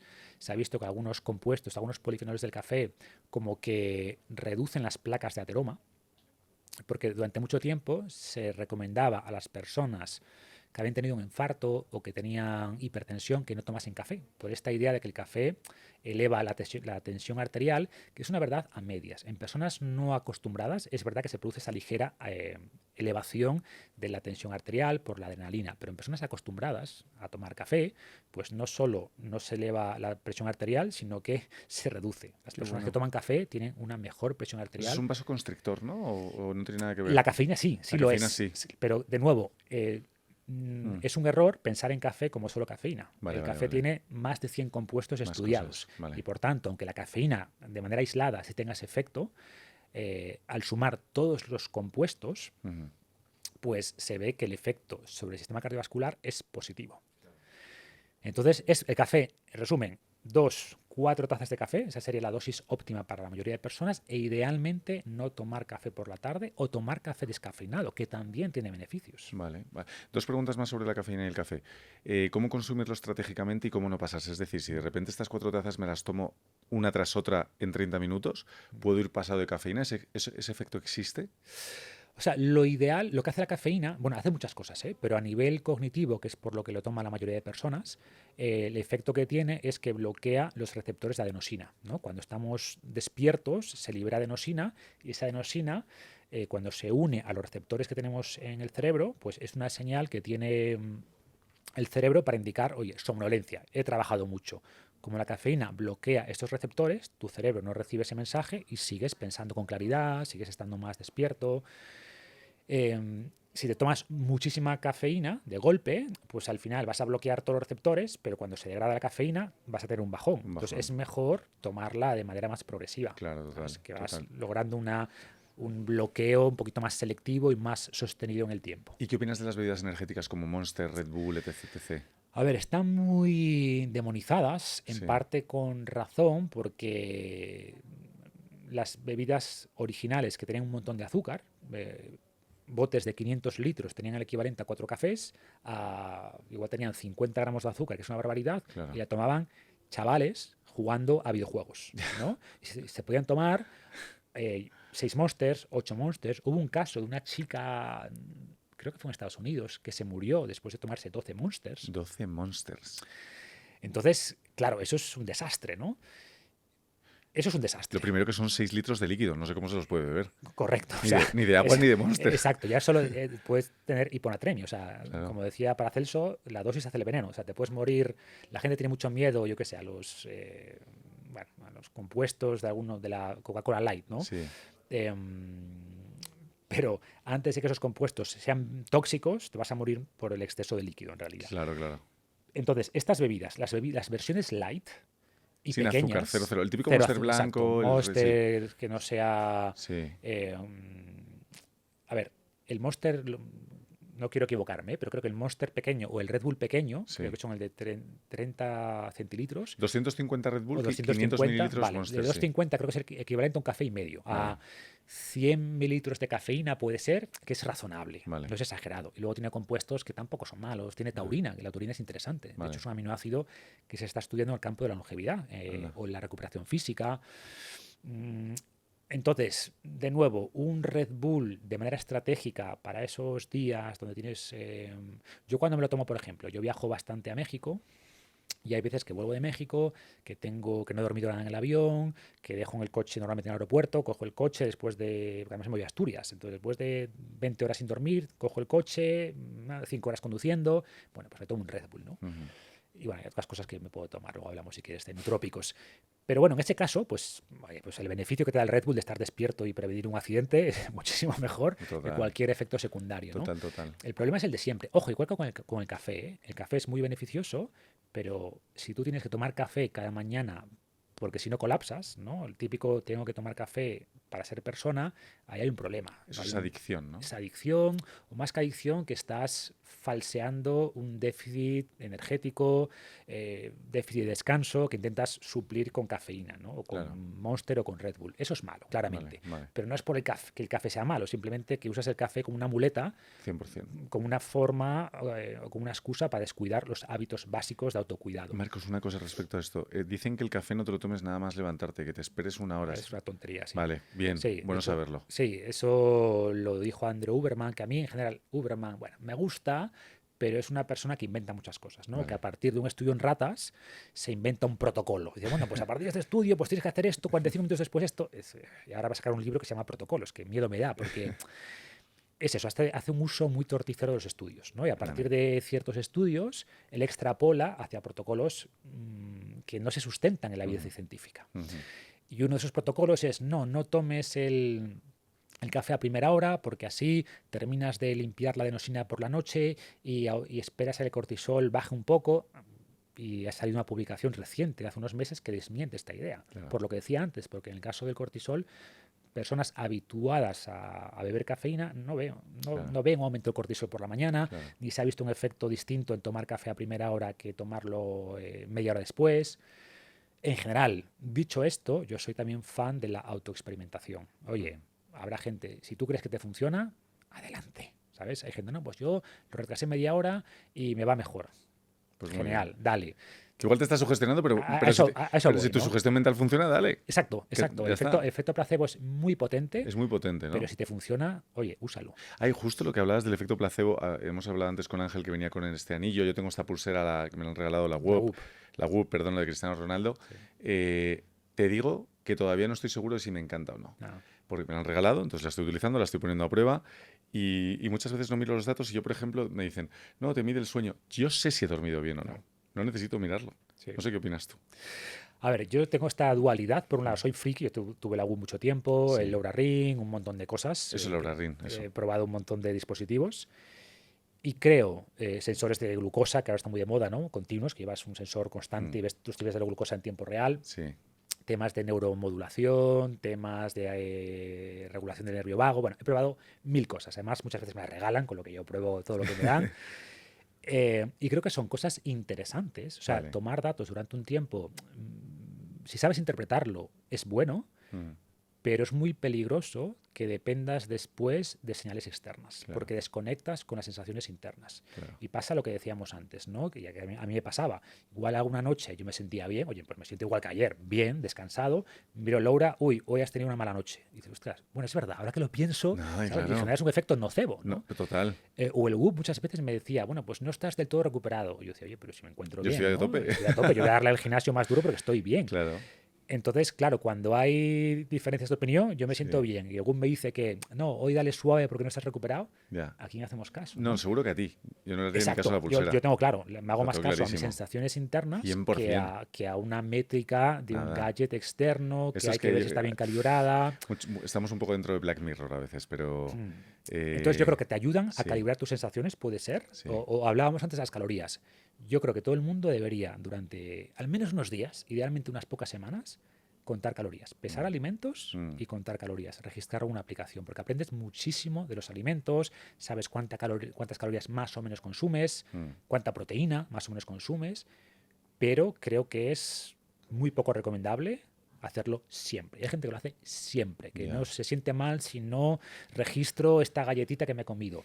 Lo que quieres al contar calorías es calibrar mejor tus sensaciones internas, desarrollar una mejor intuición calórica, ¿no? Sí, contar macros, ¿no? Sí, Que dicen. exacto. Sí. Y luego ya está. Luego olvídate de calorías, olvídate de pesar comida. No lo hagas, no lo hagas. Claro. ¿Cuál es el problema? Que mucha gente dice, no, yo como de manera intuitiva. Porque hay un movimiento que se llama intuitive eating, ¿no? Comer de manera intuitiva. Y yo digo, vale, pero si tú comes de manera intuitiva y tienes 15 kilos de más, tu intuición claramente no está funcionando. Está fallando. ¿Sabes? Entonces usa una herramienta Sí. que te va a ayudar a calibrar tu intuición y a partir de ahí, genial. Claro. Guíate por sensaciones, Claro. pero ten algún tipo de métrica objetiva, al menos que te guíe al principio. Claro. Oye, fitness revolucionario, ¿no? Cuéntame un poco lo que hacéis. Me interesa toda la parte de cómo ayudáis a la gente. De hecho, si quieres, luego dejaremos el link abajo para que la gente se pueda apuntar. ¿Qué es lo que hacéis? ¿Cómo ayudáis a la gente? ¿Y en qué consiste?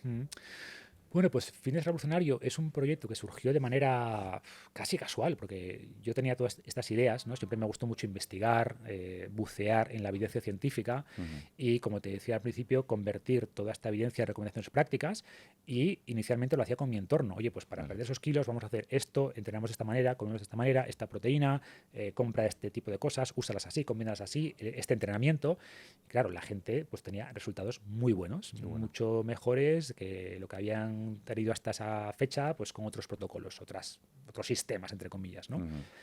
Y fue mi entorno físico el que me decía, ostras, ¿por qué no pones estas ideas en un blog, en tal? Y yo, que no tengo tiempo, yo me dedicaba a otra cosa. Claro. ¿A qué te dedicas? ¿Informática? Consultoría. Consultoría e ingeniería, ¿no? Sí, yo era socio de una empresa de consultoría. Entonces, imagínate yo, ¿sabes qué iba a hacer yo escribiendo en un blog? Pero bueno, al final me animé porque pensaba que esas ideas tenían valor. Y mis primeros lectores pues fueron eso, mis amigos, los amigos de mis amigos y los familiares de mis amigos. Y como había muy poca información con este tipo de mensajes ahí fuera cuando yo empecé en 2011, 2012, pues Google me trató muy bien, traía mucha gente a mi blog y eso se empezó a crecer a 100.000 visitas, 500.000, 1 millón. ¡Qué barbaridad! Una locura. ¿Al mes? Al mes. 1 millón al mes de visitas. Más de 1 millón de visitas al mes en los tiempos buenos, que fueron en el 2016, que fue el pico del blogging, luego empezó a bajar. ¡Qué burrada! Yo también di el paso más hacia el mundo del podcast y tal. Claro. Entonces, bueno, ¿y cómo conseguí que eso fuera mi profesión principal? Convirtiendo eso en infoproductos, porque al principio todo era gratis. Yo ponía información ahí fuera que ayudase a la gente, ¿no? Claro. Y como la gente quería cosas más concretas, ya, pero quiero un programa concreto, menús concretos, consejos tuyos concretos, pues ahí empecé a crear programas de distinto tipo, ¿no? De entrenamiento, nutrición. Ahora tenemos uno que es Momentum, que combina todo. Oye, tengo un plan de entrenamiento concreto, plan de nutrición, consejos sobre cómo adaptarlo, sesiones en vivo donde respondemos consultas. Entonces, guiamos a la gente para que logre estos cambios. Trabajamos mucho la parte de mentalidad, que al final es clave, ¿no? Clave. Entonces, básicamente ayudamos a la gente a lograr sus objetivos a través Qué de bueno. formación y de apoyo. Perfecto, pues oye, dejamos el link abajo en la descripción para la gente que le interese. ¿Cómo desarrollar la mentalidad? Mm, Acabas de hablar de la mentalidad. Tú mm, te he escuchado hablar en otros podcasts del estoicismo y tal. mm, ¿Cómo desarrollar la fuerza de voluntad, la mentalidad, ser fuertes, conseguir nuestros objetivos? mm, Cuando venga la adversidad, no venirnos abajo. mm, Y cuando no nos apetezca, hacerlo igualmente. mm. Esta es la clave. Total, ¿eh? De hecho, yo tengo un libro que curiosamente fue el libro que más ha vendido de lejos, Ujú. eh, que es Invicto, y surgió por mi frustración, porque la gente compraba el programa y dice, no, está súper bien, me encanta todo, pero empecé y luego al final por ABC lo dejé, por fuerza de voluntad, por no sé qué. Y yo decía, ostras, ¿cómo si yo pudiera enseñarle algo a la gente, no sería tanto si este alimento o aquel, porque como decía antes, es un tema un poquito más global. Sí, Lo que sé que les ayudaría más es, entre comillas, como trasplantarle mi mentalidad, ¿sabes? Cómo yo enfoco las cosas, cómo planifico, cómo pienso en largo plazo, cómo tengo un poco la paciencia y la capacidad de probar, de no autoflagelarme cuando cometo un error. Creo que es lo más importante que la gente tiene que aprender, ¿no? Yo en Invicto tengo como 3 fases del cambio. Visualiza con claridad, actúa con determinación, resiste con disciplina. Y las 3 importan. ¿Qué ocurre? Que mucha gente empieza con la acción. Vale, pues venga, mañana empiezo. Ya, pero si no tienes el paso previo de visualizar con claridad, de tener una foto nítida de lo que quieres lograr, tener un plan concreto de acción, de entender qué obstáculos vas a enfrentar y un plan para superar esos obstáculos cuando lleguen. Y luego si no tienes la capacidad de dividir el objetivo, ¿no? De actuar, pero empezar pequeño, de tener la capacidad de darte recompensas, de no autocastigarte demasiado cuando cometes un error o aprender de los errores, si no eres capaz de tolerar la pereza cuando no te apetece entrenar o vencer un antojo, no puedes vencer un antojo, pues al final no lo vas a lograr, ¿no? Entonces, claro, son muchas cosas y por dar un tip de cada una, para mí el tema de visualizar con claridad se refiere a marcarte un objetivo y escribirlo, y sabemos que el simple hecho de escribir un objetivo y ponerlo en un sitio donde lo veas todos los días ayuda mucho a mantener un poco claridad. Agenda las cosas. Si dices que vas a entrenar 3 días a la semana, no, que no quede como un objetivo ahí abstracto, no, ponlo en tu agenda. Oye, pues lunes de 7 a 8. Los aspectos, o sea, las cosas que no estén en tu agenda no están en tu mente. Y además, esos espacios van a ser invadidos por otras prioridades, muchas veces prioridades de otras personas, ¿no? claro. Entonces, claridad en la organización, después actuar con determinación, que tiene que ver con muchas cosas. Primero, haz el cambio pequeño, o sea, no intentes cambiar todo a la vez, empieza poco a poco. Desarrolla esta mentalidad de todo o algo. Tenemos una mentalidad todo o nada. En plan, bueno, si no lo puedo hacer perfecto, si no tengo una hora para entrenar, pues ya no entreno, ya para mañana. No, no. Si tienes media hora, entrena media hora. Claro. Si no puedes dar 10.000 pasos hoy, quédate en 8.000. Mm. Pero no digas, bueno, como no voy a poder dar mi paseo de una hora, pues ya no hago Y nada. me como 3 pizzas. Me como 3 pizzas viendo Netflix, ¿no? Claro, Y luego la capacidad de tolerar la incomodidad, claro. ¿no? Cuando tienes un antojo, la capacidad de, en vez de reaccionar a ese antojo, pues de explorarlo. Bueno, voy a explorar este antojo. ¿Realmente es algo tan incómodo? Mm. ¿No? Decía Marco Aurelio algo así como, explora esas cosas que tanto te tientan, que piensas que no puedes resistir y te avergonzarás de ti mismo, ¿no? Es Ya. como, y es verdad, dices, oye, es de verdad que soy esclavo de, yo qué sé, lo que más te tiente, ¿no? La Sí, de esa napolitana de burger. chocolate o la pizza o el burger. Soy esclavo de esto en realidad. Ya, ya, No ya. puedo resistirme a comer esto, en serio, ¿sabes? Entonces, son muchas herramientas, ¿no? Que en Invicto intento como organizar y creo que la filosofía a mí me gusta mucho porque es algo más profundo que la psicología, ¿no? O sea, al final, la clave, si tengo que darte una clave para lograr eso, es cambiar tu identidad, es Mm. cambiar cómo tú te ves, Mm. cambiar cómo te percibes. Mm. Si ves el cambio como algo, como un sacrificio constante, es que tengo que dejar de comer esto, no puedo comer aquello, el simple cambio mental de decir, no es que no pueda comer eso, es que elijo no comerlo, es totalmente distinto. Claro. Una cosa es sacrificio, es que no puedo comer esto. Pero cuando tú dices, no elijo comer eso, porque es que yo no soy así, ¿sabes? Mm. No es el ejemplo que quiero dar, no es lo que yo quiero darle a mi cuerpo, Bueno, pues son pequeños cambios de mentalidad que con el tiempo y con la práctica pues transforman tu mente, transforman la forma en la que te ves, transforman tu capacidad. Eh, yo hablo de equilibrar la autoexigencia con la autocompasión, ¿no? Claro. Porque un exceso de autoexigencia también es malo. Claro. Cuando estás todo el día intentando hacerlo perfecto y el día que no puedes hacerlo perfecto, pues te autofustigas y te dices cosas que no le dirías ni a tu peor enemigo. Eso es malo. Entonces, sí, autoexigencia. Tenemos que tener ciertas normas, ciertas reglas de conducta, pero también autocompasión. Oye, mira, que al final me he comido la pizza, no pasa nada. Que hoy no he ido a entrenar, no pasa nada. Mañana volvemos con el plan. Totalmente. Te quiero hablar de la dopamina, ¿no? Porque ahora estamos, bueno, el teléfono móvil pues es una herramienta fantástica y a mí me apasiona, evidentemente, porque puedo trabajar desde él y tal, pero claro, si lo usas mal y te metes en redes sociales como un loco a hacer scroll vertical infinito, se puede convertir en una droga, en un vicio. Entonces, ¿qué opinas? ¿Cómo dominarlo? Y cómo no caer en vicios, ¿no? Y ya hablo de móvil y si quieres lo extendemos a todo. Drogas, alcohol, vicios, alimentación insana. Sí, vivimos en un mundo de dopamina barata, ¿no? Barata, total. Sí, volvemos al esquema del paleolítico. Para nuestros ancestros, la máxima felicidad, ¿no? Pues sería cazar ese mamut o después de estar 3 horas caminando buscando algo, encontrarte ahí unas bayas de frutos secos o frutos rojos o un panal de miel. Eso era la bomba, ¿no? Esta miel. Fiestón.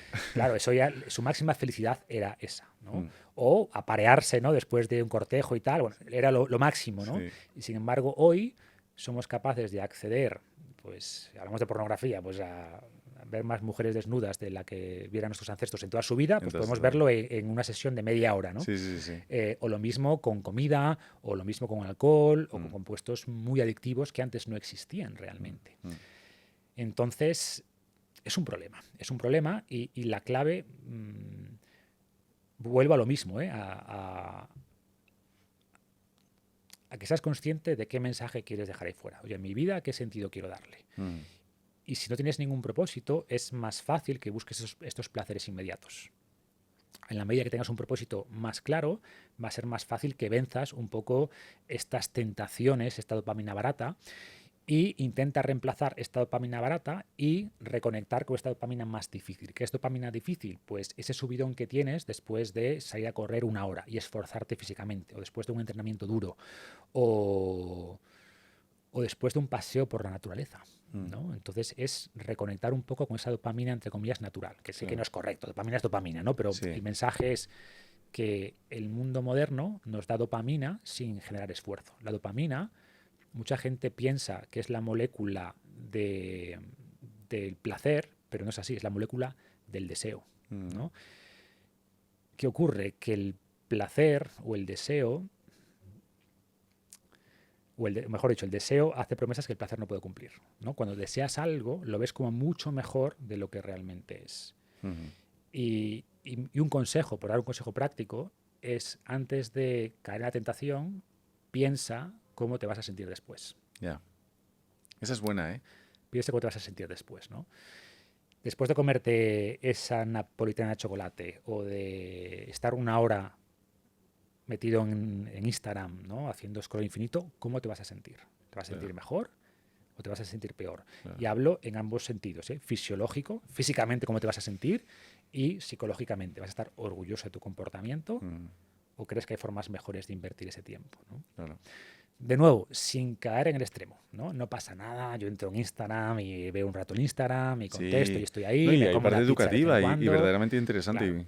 El tema es, y hay un concepto muy interesante que es el de ayuno de dopamina, que se refiere a seleccionar esas cosas que te generan impulsos, que sientes que son superiores a ti, e intenta limitarlas durante un tiempo y reemplazarlas por esa dopamina natural, ¿no? Claro. Por cosas que te produzcan satisfacción, pero después de un esfuerzo real. Marcos, ha sido un verdadero placer. 1000 gracias. Ha sido una masterclass de, no sé, tantos temas y temas que le interesa a todo el mundo. Así que espero que hayas estado guay y de verdad, 1000 gracias. Ha sido un placer. Creo que he hablado muy rápido por intentar meter ahí mucho contenido, Sí. pero espero que la gente se lleve alguna pildorita para No, aplicar. una no, se lleva mogollón, ya te lo digo. 1000 gracias, de verdad. Muchas gracias.